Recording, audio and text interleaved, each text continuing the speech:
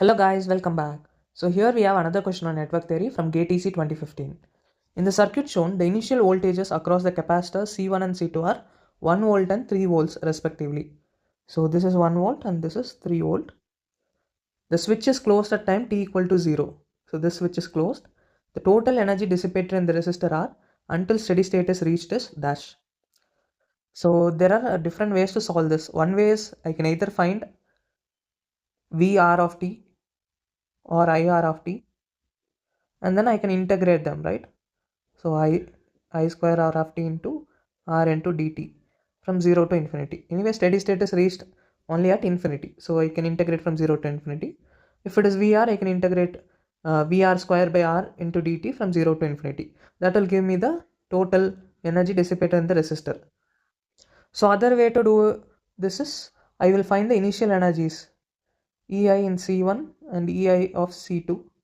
Then I will find the final energies EFC1 and EFC2, and then I will subtract them. So where the remaining energy would have gone, it would have dissipated in the resistor. So that way also I'll get. So this time let us try with the second method. Okay, so we'll take the circuit.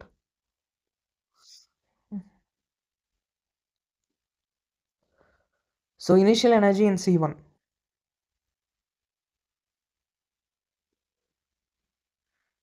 EI C1 is nothing but half into CV square, right?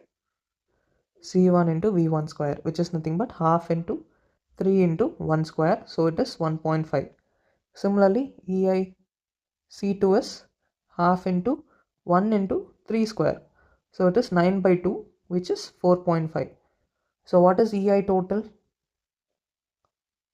So initially it has 1.5 plus 4.5, so 6 joules of energy is there.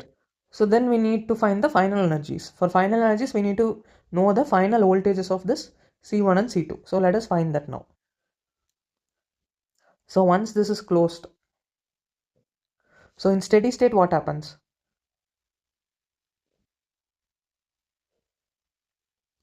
In steady state IR should be 0, right? There will be no current through this because your both caps are open. But it also means that your V1 is equal to V2 because your IR is 0. There is no voltage drop across this resistor. So your V1 is equal to V2 equal to some V. So now we need to find this V. So if you notice, for a capacitor charge sharing, the amount of charge that is shared is constant, right? Total charge present is constant. So what is Q initial? Q initial is C1 V1 plus C2 V2, which is equal to 3 into 1 plus 1 into 3, which is equal to 6 coulombs. And what is your Q final? Q final is C1 plus C2 into V. And this we know is equal to Q initial equal to 6. So your V is equal to 6 by C1 plus C2, which is 6 by 4.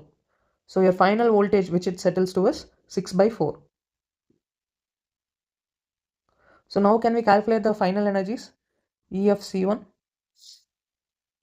final energy. E of C1 is half C1 V square, which is equal to half into C is 3 into 6 by 4 whole square. So this is nothing but 3 into 36, and this itself is 3 by 2, right? So this is 3 by 2. So 3 into 9, 27 by 2 into 4, 8.